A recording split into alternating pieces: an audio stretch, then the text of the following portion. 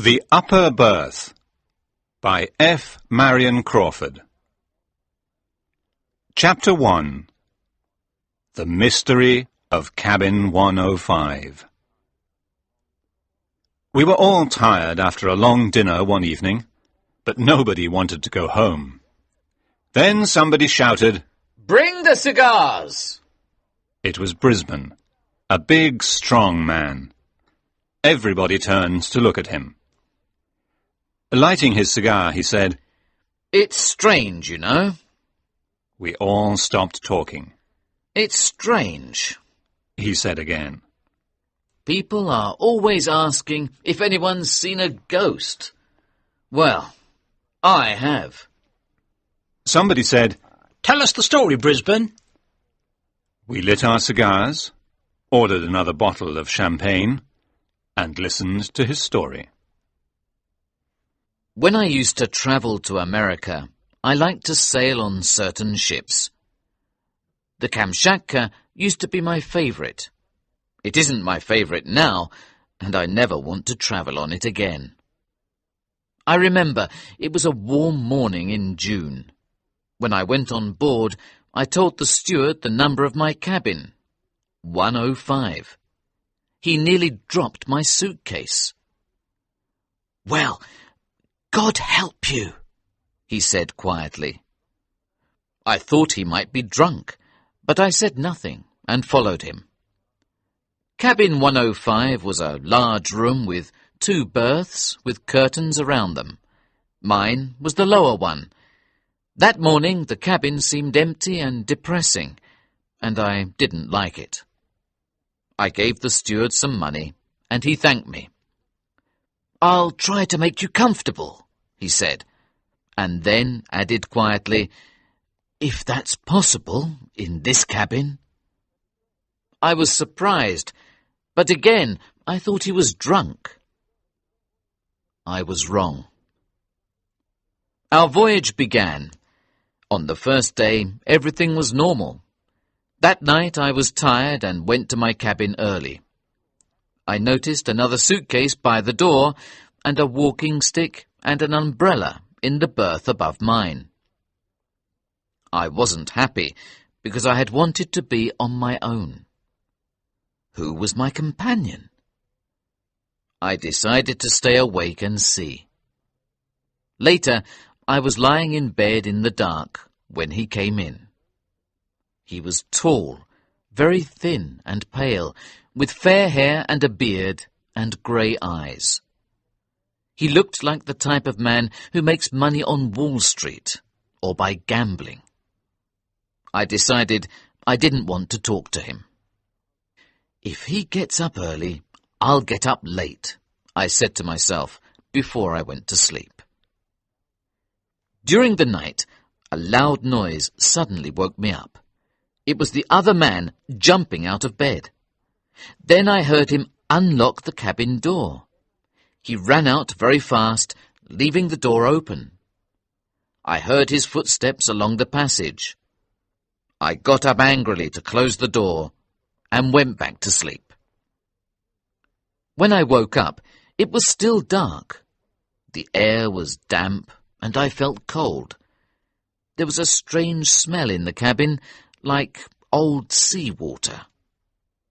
I could hear the other man moving in the berth above mine. So, he's come back, I thought. Then he made a low sound of pain, and I thought he was feeling seasick. Then I fell asleep. When I woke up again, the cabin was still cold. Suddenly, I noticed that the window was open, so I got up and closed it. The curtains were closed around the other berth, so I thought the man was asleep. The smell of seawater had disappeared. At about 7 o'clock, I went for a walk around the ship, and I met the ship's doctor from Ireland, a young man with black hair, blue eyes, and a happy face. I said the weather was not very good. "It was very cold last night," I continued, "but my window was open all night, and the room was damp." "Damp? "Where is your cabin?" "It's cabin 105. The ship's doctor looked at me with big eyes. I asked what was the matter. "Oh, nothing," he answered. "Well, I'll tell you.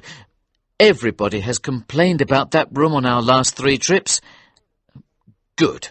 And I'm going to complain too. But I believe there's something...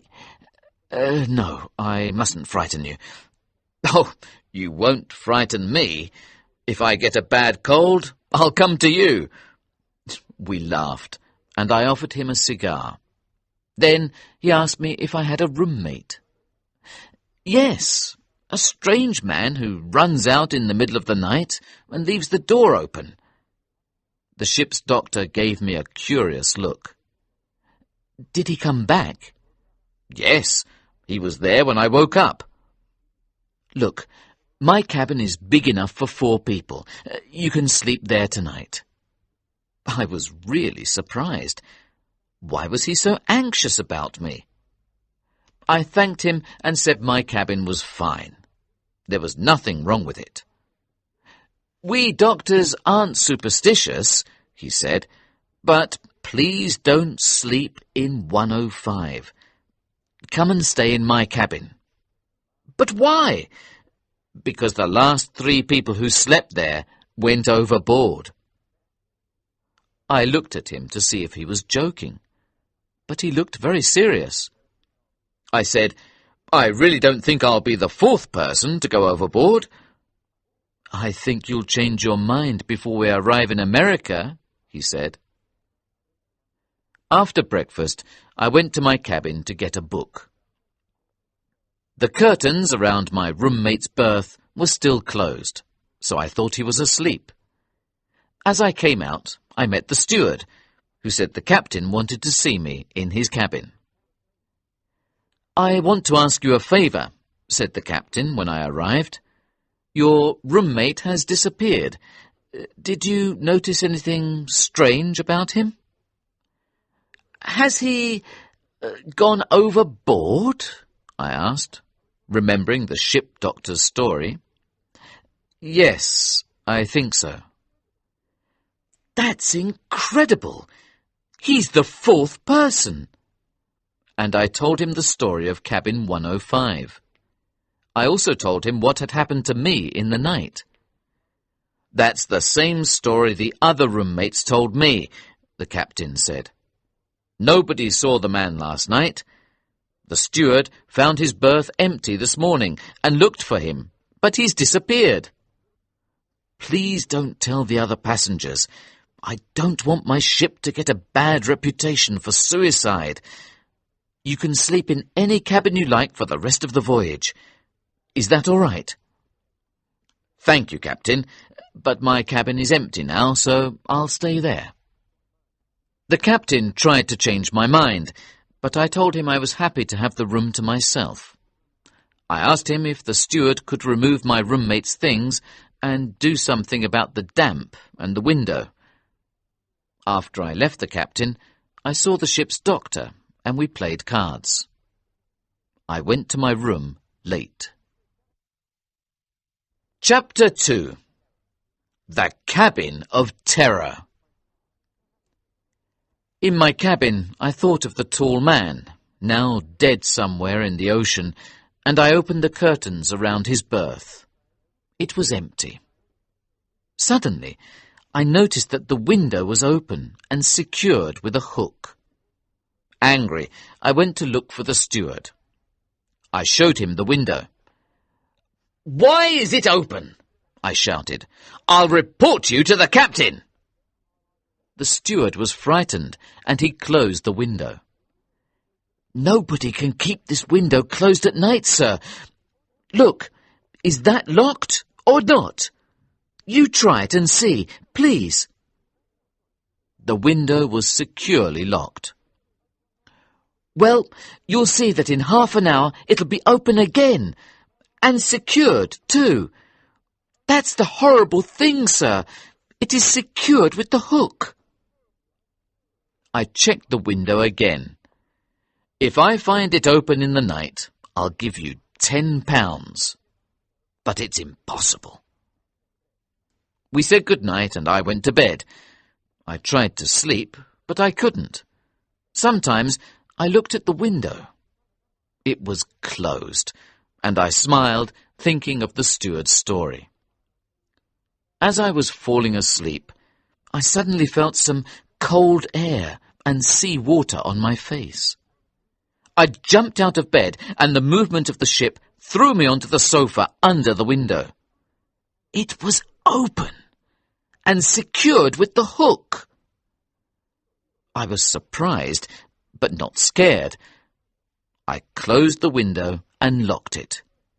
Then I stood watching it in the dark cabin. Suddenly, I heard a sound behind me and turned round. A sound of pain came from the berth above mine. I opened the curtains and put my hands in. There was somebody in it. The air was very damp, and there was a horrible smell of old seawater. I touched a man's arm. It was wet and as cold as ice. As I pulled it, the thing came towards me. A soft, wet, heavy thing, and it fell against me. I fell back across the cabin. In a moment, the door opened and the thing ran out. I followed it as fast as possible. I'm sure I saw it in the low light of the corridor before it disappeared. Now, I was really frightened. This is crazy, I thought. Had I really seen it? I went back into the cabin, lit a candle, and saw with horror that the window was open. I looked at the other berth. It smelt of seawater, but it was dry. I closed the window and sat on the sofa all night. The window did not open.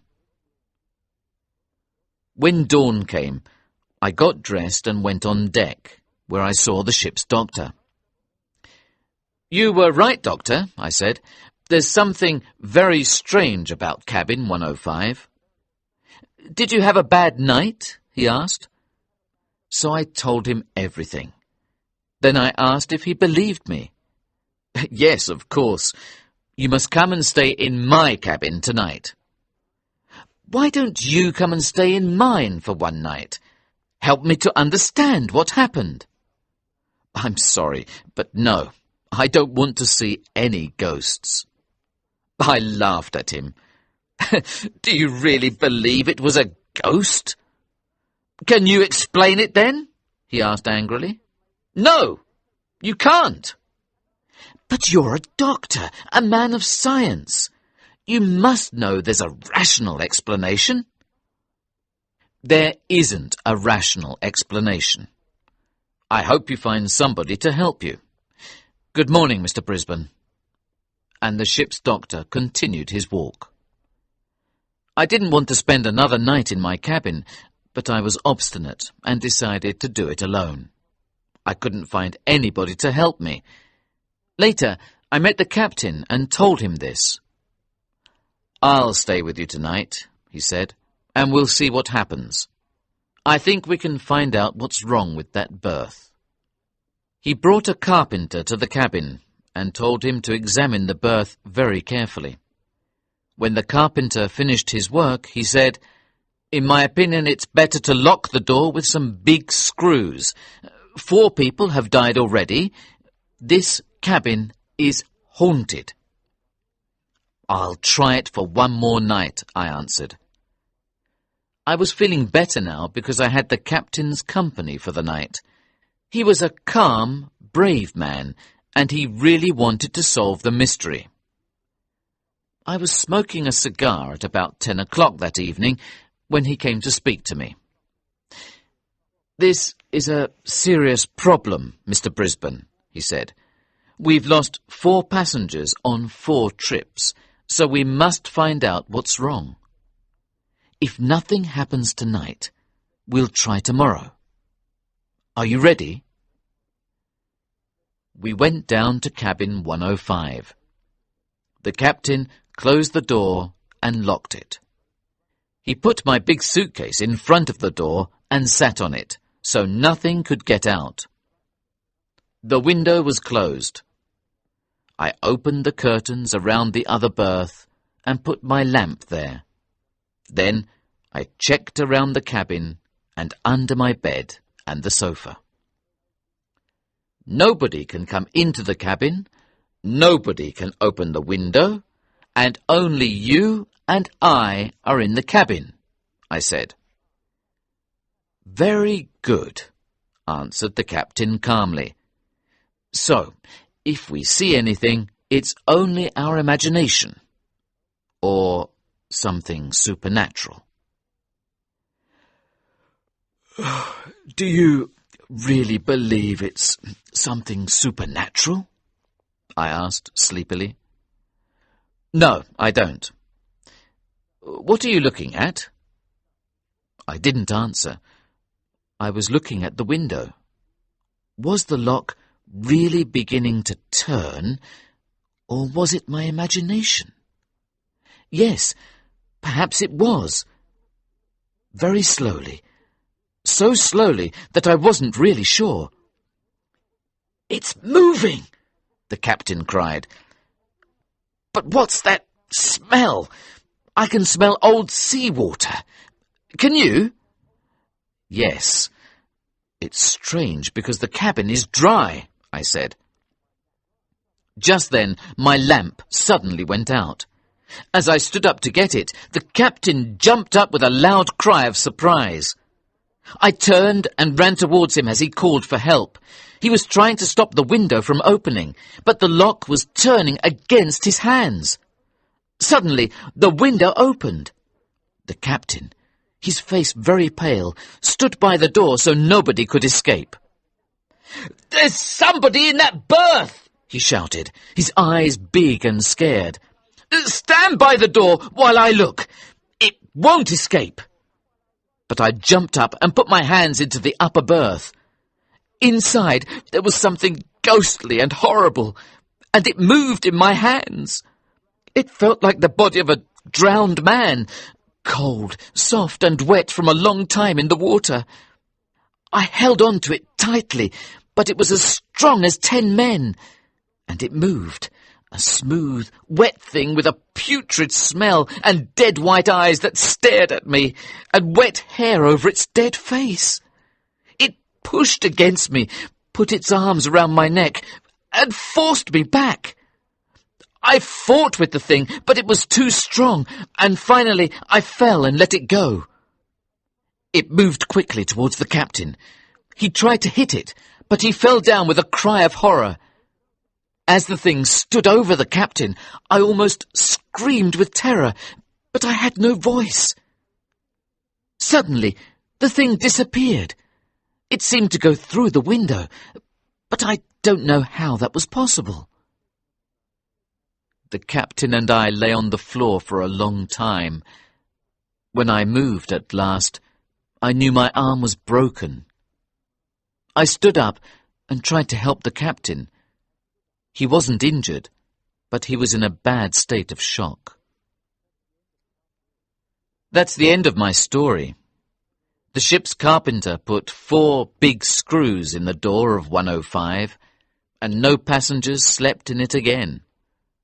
If you ever travel on the Kamchatka and ask for that cabin, the captain will tell you that it's occupied. Yes, it is occupied by a dead thing.